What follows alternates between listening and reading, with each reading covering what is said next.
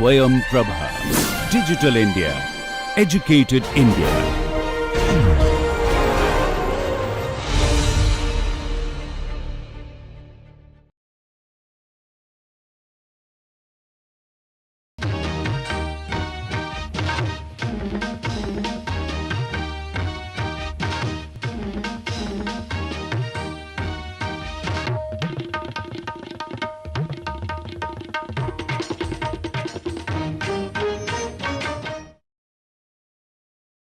Welcome to the course Introduction to Uncertainty Analysis and Experimentation. We are in Module 8 looking at reporting and archiving. In this lecture, we will look at two aspects, validation and verification, and then we will look at aspects of archiving.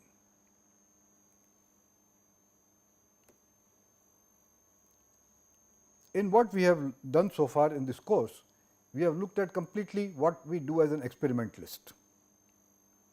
And after we have got our measurements and computed our results, some of the things that we do with this data is we compare our data with experimental data on a similar setup or slightly related setup, either from our own previous work or from others' work or from work reported in literature. This helps us benchmark our data and also gives us confidence that what we have done is of good quality and be passed on. There are also many instances where we compare our experimental data with data that's come from numerical simulations and or analytical solutions.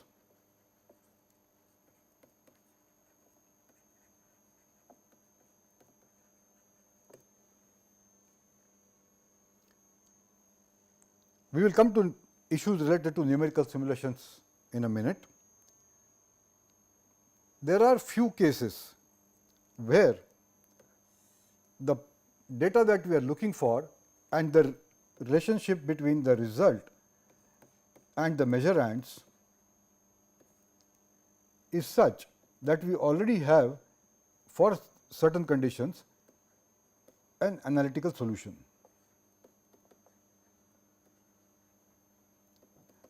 What this means is that we have an explicit formula here, which is continuous, where we can put in values of xi's and we get the value of the result r. Depending on the goodness of this analytical solution, we can then compare the experimental data.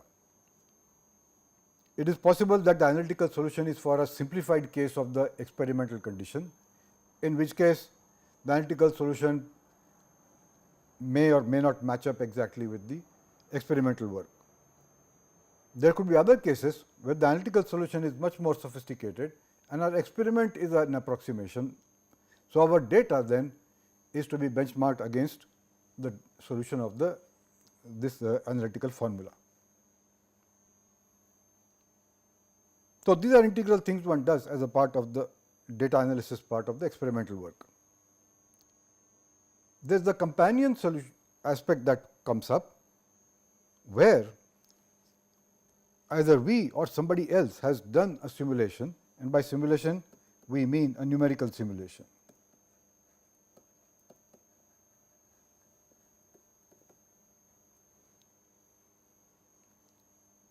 And we want to compare the simulation data with experimental data.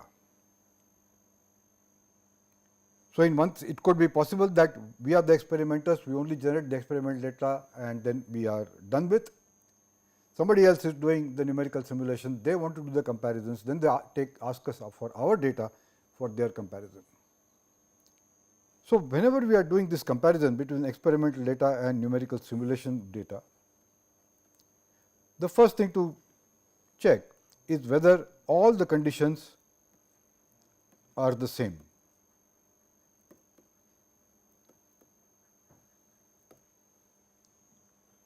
That means, all the way the hardware was designed in the experimental setup, whether exactly the same thing has been taken up for application in the numerical studies.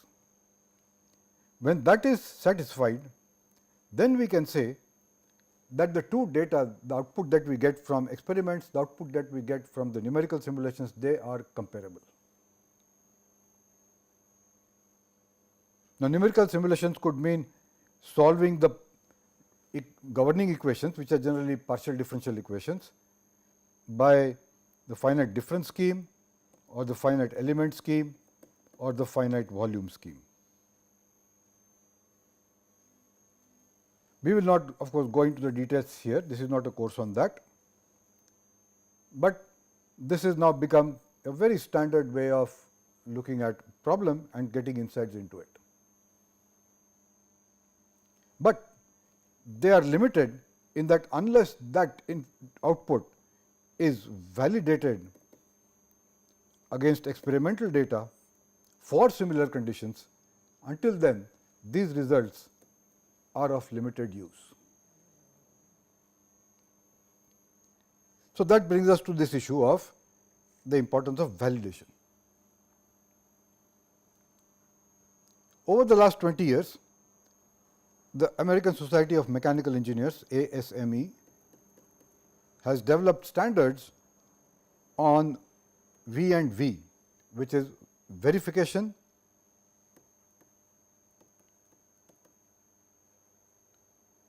and validation.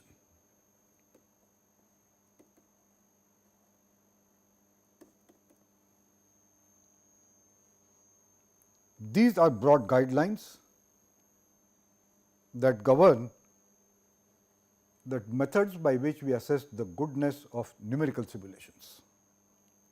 So, what it means that if you are doing a computer simulation, a numerical simulation,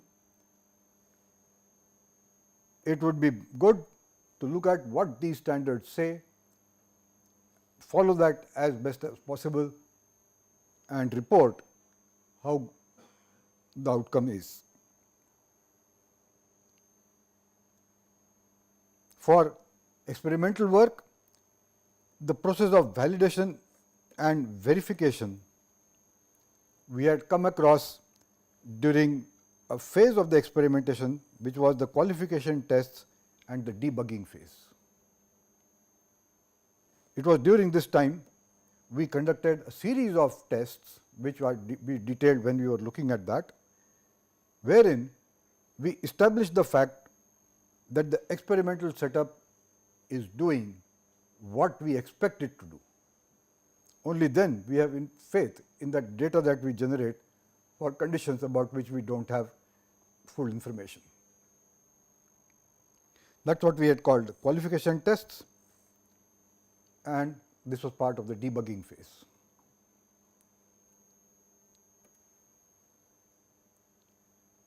Here are three of the V&V standards from ASME. This first one is V&V 10, which is standard for verification and validation in computational solid mechanics.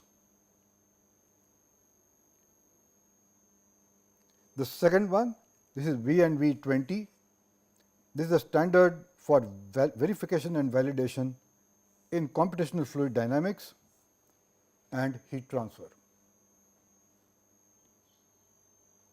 And the third one I have shown here is V&V 40, which is assessing credibility of computational modeling through verification and validation, application to medical devices.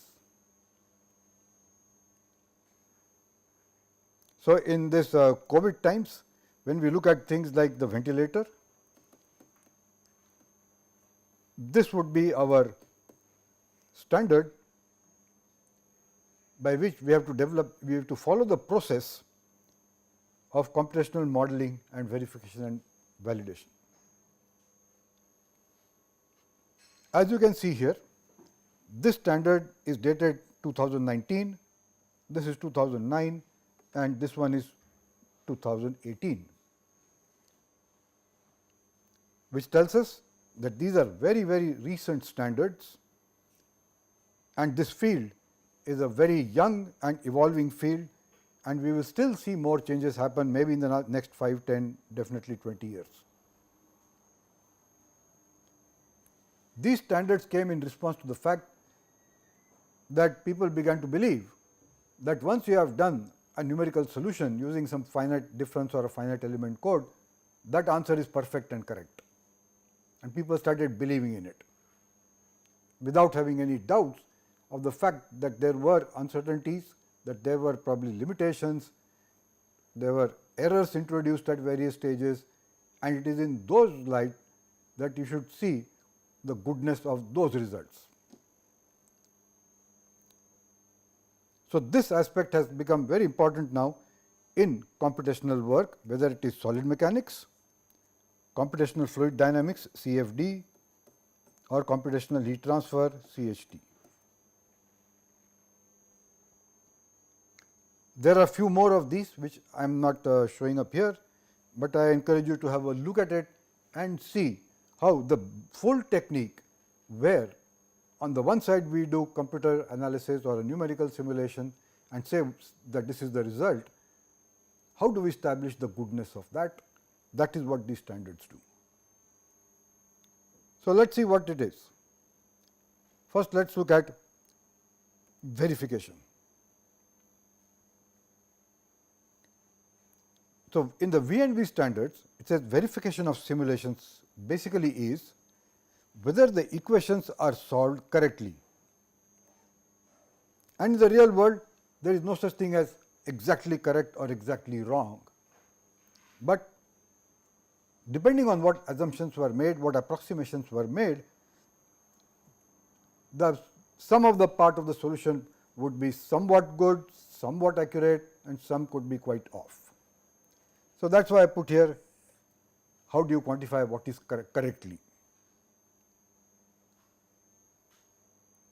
and where would the errors come in making this thing?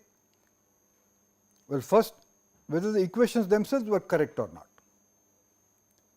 So, this is typical that in general, if you take the full equations that govern the physical phenomena, those equations are highly complex. And when I say complex, it means they are inhomogeneous and nonlinear. Analytical solutions are virtually impossible. Even if you want to solve the equation full as it is, it requires a lot of computing power. Most of the time we do not have that, and even then we do not get the answer in a full form the way we want. What we do is we take these complex equations and simplify them. Simplify based on the assumptions that the problem we are looking at does not, there are some terms in the equations which are very small compared to other terms, and so we neglect those. And in doing so, we have introduced a source of error in the computation. So, that is one part. Then to solve the equations, we need boundary conditions, which is that we have to define the domain or the system or the control volume or control mass. At the boundaries of this domain, we have to define what are the conditions. And in many cases, there are more than one type of conditions which can be specified. Neither of them are completely wrong, and so it is the choice of the person doing the simulations as to which one of these boundary conditions they want to choose. In some cases, we even approximate it and say, just to simplify it, this might be the boundary condition. In transient problems or in what we may call unsteady phenomena, time dependence is an issue, and for that we need initial conditions, that at time t equal to 0, what is the system like, and then we start solving the equation. There also we could have made some model or an approximation. Then the big issue is about the difference technique that is used, whether it is finite element, finite difference or finite volume. We have always got before us a variety of techniques to choose from. Which one of those we used and how we solved it, all of that puts in limitations on the goodness of the result, and introduces errors as well. So, that is what the verification of simulations is all about. And now, let us see if this is in a broad sense what it is all about, how is it applicable to experimentation. And here we can say that we can argue that whether the equations are solved correctly or not, we could say whether the experimental setup, its design and the parameters used and the result formula that have been used, how good are they for what we are wanting to do. So, whether the experimental setup gives the measurements that correctly represent the parameters of the experiment. So, in the real world we are limited by various physical constraints. So, we make some simplification. Question is how well that represents what we wanted to study and to what extent we have introduced what we may call approximations or errors in what we wanted to study in the first place. The second thing we looked at in the debugging phase was self-consistency, same as what was self-consistency over in the verification of simulations, which is that whether it is a numerical solution or an experimental solution, there are certain things which are inviolable in both, and both outputs have to satisfy that. I will give a small example. Say this is a channel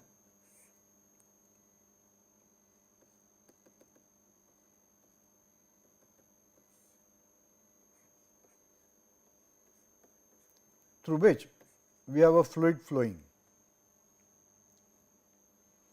and we make velocity measurements at the inlet plane, which is normal to this, and we make velocity measurements at the outlet plane. And we want to know various things about it, say pressure drop and anything else. The question is this: the next step of interpretation that we were looking for will be good enough only when we verify that this system, which if we draw a control volume like this, the control volume is all the insides of this, whether for this control volume it obeys conservation of mass. So, there will be two cases. The numerical simulation will take all of this, solve it and give you how at the exit plane the velocity varies over the face of the channel.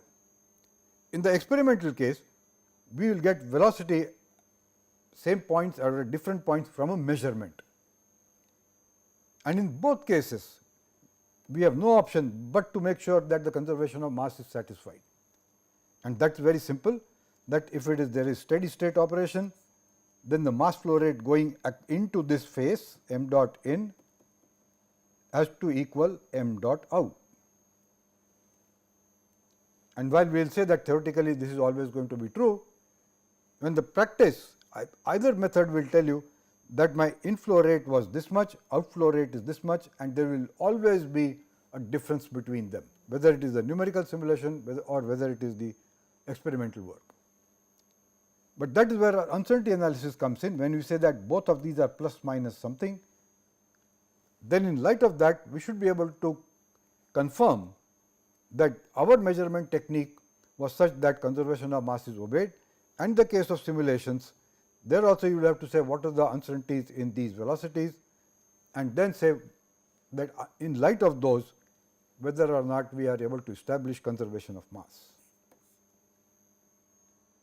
Once we have done that, only then everything else that we interpret from this experiment, or we interpret in the case of the numerical simulation, only then it is trustworthy, and then it will tell you to what extent it is trustworthy. So, that is an example of self-consistency. So, this is about verification. Now, we come to validation. Validation of simulations according to the V and V standards is the process of determining the degree to which the model is an accurate representation of the real world. So, here we make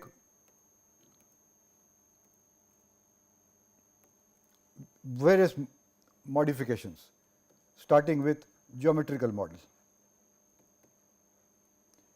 The real model may be a complex geometry, we make it simpler, just because it may be too complicated to even simulate, and the same issue will come up in the experiment.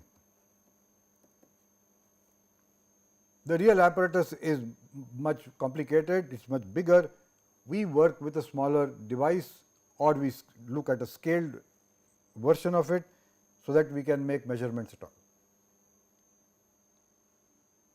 Then there is the issue of comparing what we got from, in this case, the numerical simulation versus what we got from the real world, from the world of measurements. So, that is what it is, how well the numerical results and the data compare with experimental data. So, this is what would be the case of validation of simulations. Now, let us see what we mean, if at all, by anything, by saying validation of experiment.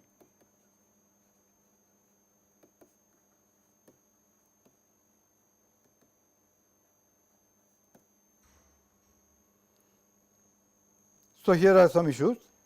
How well does the experimental setup replicate or mimic the real life phenomena? So, it is how well the experimental setup is representative of real life phenomena. For example, in the real world, say if you take a motorcycle cylinder fins, they may have nice curves like this. Making exactly the same thing in the lab is going to be tricky. We approximate these as maybe sharp surfaces. So, we have introduced some uncertainty because of the shape. So, that is one of the examples of this. Then, how well do results compare with simulation results and or analytical solutions? So, we could also say that I would expect this answer to be like this. Am I getting that? In many cases, this would be quite difficult to do. Real life is too complicated to get analytical solutions, and in many cases simulations would actually be compared with the experimental work, not vice versa. But still, if we have established numerical simulations already by other means and they are available, then we can use that to see how good our experiment is. And the best way we validate our own experiment is to compare it with others' experiment. And again, the issue here is that the others' experiments should be under same conditions, parameters, everything as our experiment. This may not always be the case, but we could look at other people's experiment and there will be certain conditions which are similar to what we do, and we can then pick that up for a comparison. So, again here we do have techniques of validation, and we have seen that this was all part of what we called our debugging phase.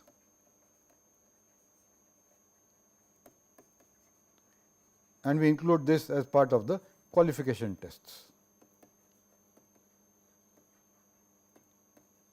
This gives us confidence that our setup is doing what we set out to do, and now we can go and take the data.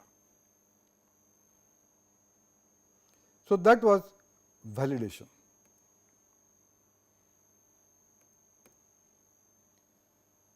Next, we come to the last stage of the experimentation process, which we have named as archiving.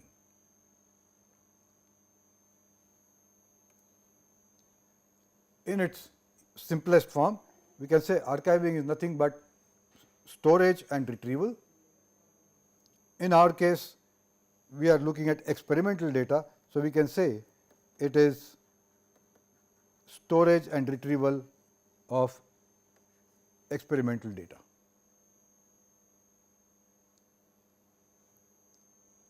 What that means is that during the experimentation process, at every stage, we not only generated data as numbers, but we also generated a lot of information. We took a lot of decisions. Some were based on data, some were based on our experience, and some we just did because maybe that was practically possible. Then we did various things about qualification tests in the designs of the setup. Then we did debugging. Then we did the execution, and then data analysis. At every stage, we generated information in the form of data, sometimes drawings, videos, and many other things. We want to store it for future use, because all the effort that we have put in, this is valuable. We could have done some things today. There were many things which maybe future somebody may would like to do. So this is very important. Most professionally run organizations have a very well defined way of collecting data and storing, and this could even be non-technical stuff which would be related to, say, marketing or sales or finance, things like that. But we are looking at experimental data.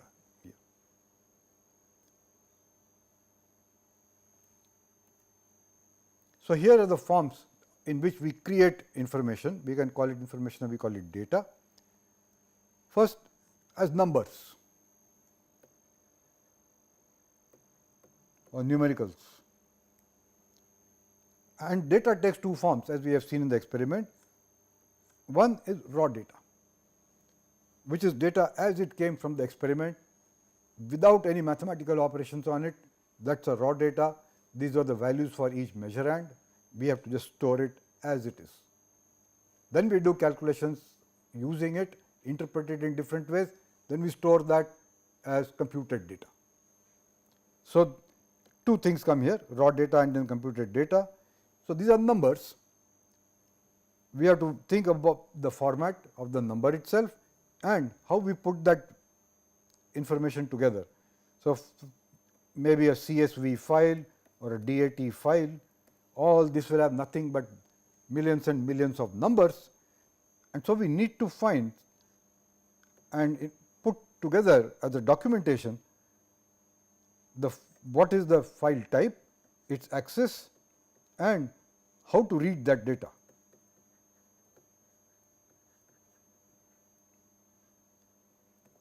And then interpret that these numbers are represent this column represents that, and so on. That is generally what we may think of all the data that came out of an experiment. Temperature measurement, whether pressure measurement, acceleration measurement, whatever. So, raw data, and then we have the computed data.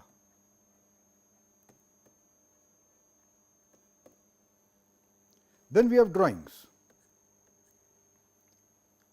Drawings of the setup, drawings of the instrument, manufacturing drawings, assembled drawings, all of that we need to archive. Later on, if you want to replace a part, we know what to do. If you want to modify a part, we know what to do. If you have to move the setup to somewhere else, we know what to do. The drawings, which was the design drawings as they came out of the design stage, then there were manufacturing drawings, and then there would be as built drawings.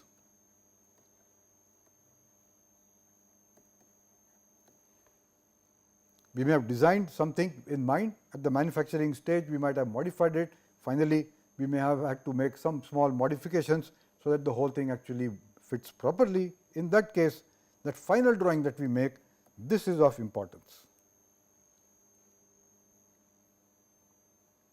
Then we have put together reports.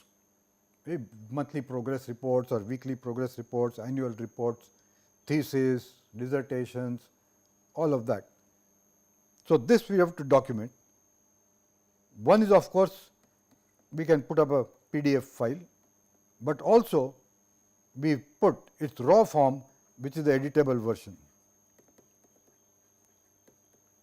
which could have been made using any word processing package, which could be open source or any proprietary type. So, if this is being used, we have to be clear what was the package, what was its version, and how to use this. A PDF is of course a standalone thing, and we know this is quite easily portable, we do not have to worry too much about it. Then there could be lots of pictures, pictures of the setup, pictures of the data itself, that the experimental process that was done, it was a picture itself. We were wanting to see how an object is moving, say a robot arm moving, we may have taken videos from 3 different cameras, that is our information. That is, still pictures would be here, and videos, which is pictures in time, that would be here. So, this could be normal videos, they could be high speed video, they could be videos that are seen through a microscope, or video from an infrared camera or something else.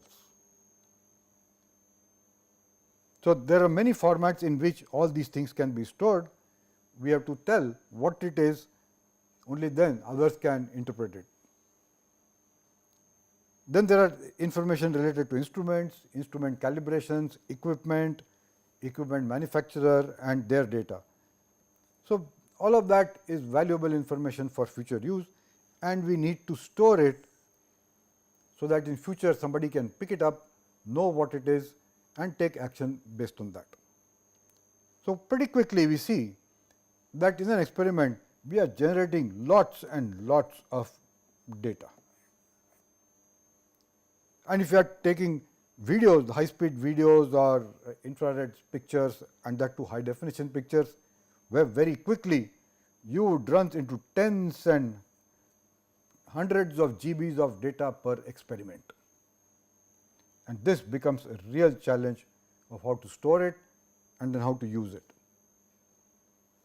A good example of this is that in the interplanetary exploration spacecraft that say NASA has sent, all the data that that spacecraft sent has been archived, catalogued, and is available freely for everybody in the world to use.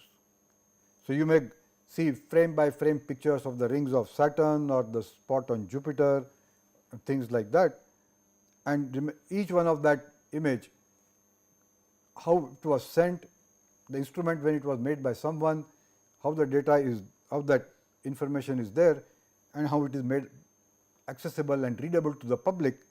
That is what data archiving and retrieval is all about.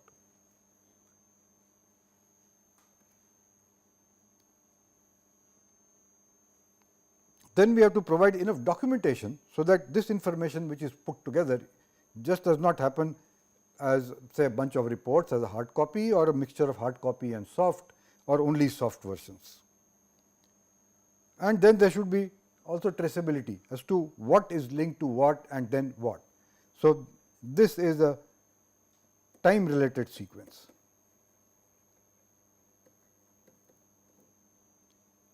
So, we have to say that this was data from experiment number 1, then we modified this in this way, and then we got experiment number 2, then we modified such and such a thing, we got experiment number 3, but here this thing went wrong. So, we have kept the data, but it should not be used, then we went to experiment number 4.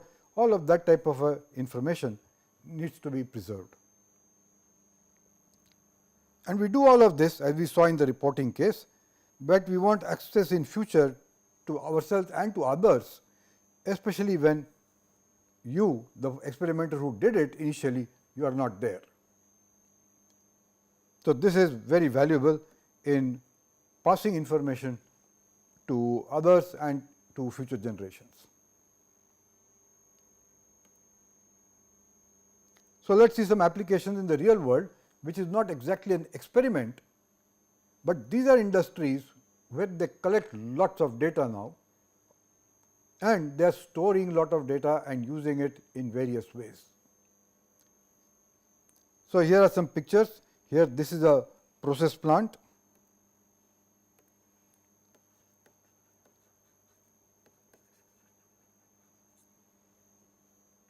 And where various material is flowing, there are lots of sensors, parameters being recorded, monitored, and all of that may be going to some central data acquisition system, and for days and months and years it is storing all of that data.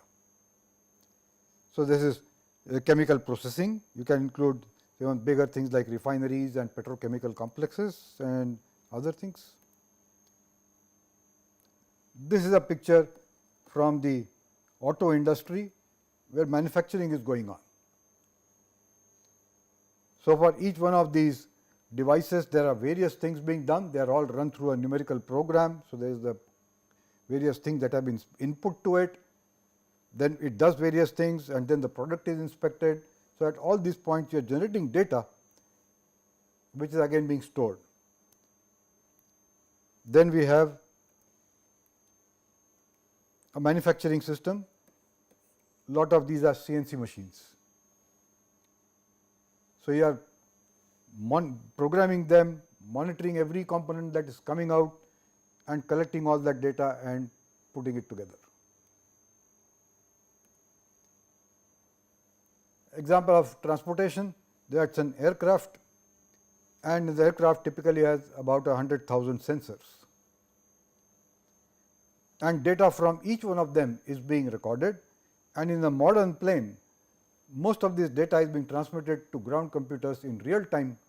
So, for every time a plane takes off, all its parameters are being recorded, and this is done over the whole life of the aeroplane, which would go on for decades. So, there is data about every engine, and within the engine there are hundreds of parameters that are being measured. There are information about parameters that are all over the aircraft, whether it is the hydraulics oil, whether it is the inside environment control and fuel amount, velocity, all these things are being controlled. So, again plane in flight generates copious amounts of data every time it takes off. Same is now the case with many of the, say, the land based vehicles and even sea based vehicles. Then there is example of a very sophisticated experiment. This is a facility for testing aircraft engines. This is extremely complex, very expensive to make, and a very few of them in the world. But again, every time an engine is tested, it is equipped with a very large number of sensors in addition to what there would be in the flying aircraft. And here you run it and collect lots of data and then see what is happening. On top of that, it is not just a one shot deal that we make a measurement once and be over with, but after that you would see that over a period of days, hours, months, years, what is this aircraft doing, this engine doing. This is also used for certification,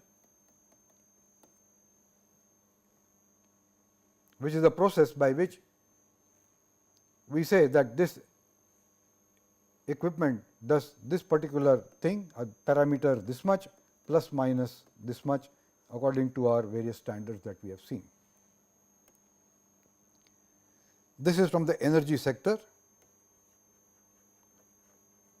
A coal or a fossil fuel burning power station, it monitors thousands of parameters and you have to keep monitoring them, because such equipment is being run continuously for months and years together, and then after servicing for decades together. So, it generates a lot of data from various instruments. A case where there is video recording taking place and from there we are doing further calculations is in sports, and these days there are various ways in which we take this image, do an analysis of it and then draw conclusions. In the case of cricket, whether somebody got out, or in the case of football, whether there was a goal or not. So, there are this type of things have become quite normal now, but they all rely on certain measurements, all of whom have certain uncertainty, and from which we draw conclusions. Another example of imagery, which is working with pictures and drawing conclusions, is remote sensing and satellite pictures. So, here we see where there are clouds, what is say the soil moisture, there are so many things that can be looked at, and every one of those analysis, which is image analysis, will carry with it some uncertainty. So, here our data is pictures, and this is an experiment from a college setup.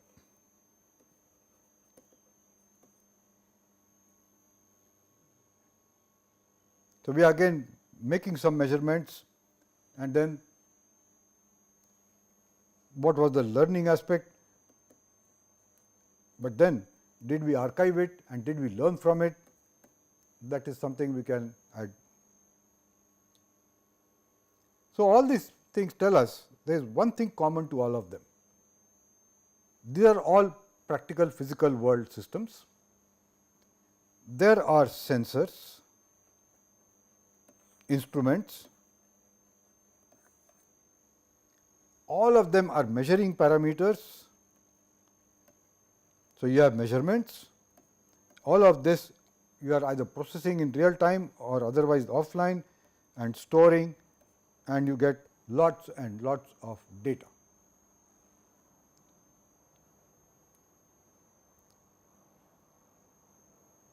All of this data is being archived, and in future we go back and look at various trends and take decisions on it. In the past, the data was there, in many cases data was not there. Now, the world has changed, and we are looking at issues of industry 4.0, which is largely data driven. We are in the world of big data now, and the biggest thing going around is big data, data analytics, data science, artificial intelligence, and of course, industry 4.0. So, we are looking at numbers that came out of sensors and then drawing conclusions, but as we have learnt in this course, unless we understand the measurement, the uncertainties, our interpretation in any of these is not going to be accurate. So, we are in sort of a data age, where we collect, store, analyze data, some of it in real time, and then we take decisions. That is what industry 4.0 is about now.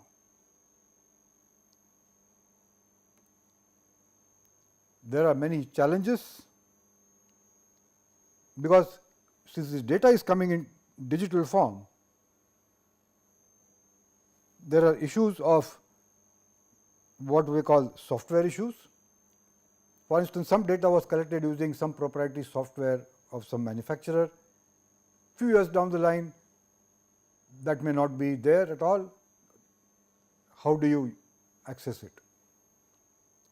Or it could be that some data in an experiment came from a proprietary software, other came directly in open software. We now have to put these two together to complete our data analysis.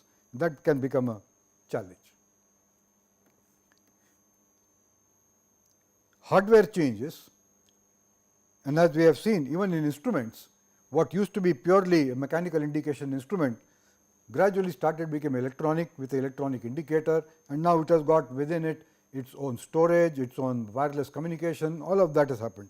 So, this has also undergone a lot of changes. Also changes is the software that is used for data acquisition. As hardware changes, many of the softwares keep getting upgraded, and maybe after a while, if some data was collected in certain way, 10 years later or 5 years later, that may not be the case. Everything may have changed. Or it could even happen that for the first few years in one's research, we used a certain setup on which there was a certain data acquisition format, certain data acquisition system. Then a new model came and everything changed there. But now, as a user, you want to compare all these data together in one go. That becomes a challenge. That is the issues of compatibility, and finally, we can work with it only when we have adequate documentation. So, these are the big issues, and we all have to be wary about it and take adequate care and make strategies which are fairly long term strategies of managing one's data. So, we conclude this lecture on this note, where we have seen archiving, what are the issues with it, and why it is important in experimentation. And we also saw it is not just doing an experiment in the laboratory, but in general, whenever we are collecting information or data from a measurement in many applications, we are basically doing the same thing, collecting data and interpreting it. So, what we have learnt in this whole course is applicable to many industry applications also. On that note, we will conclude this lecture. Thank you.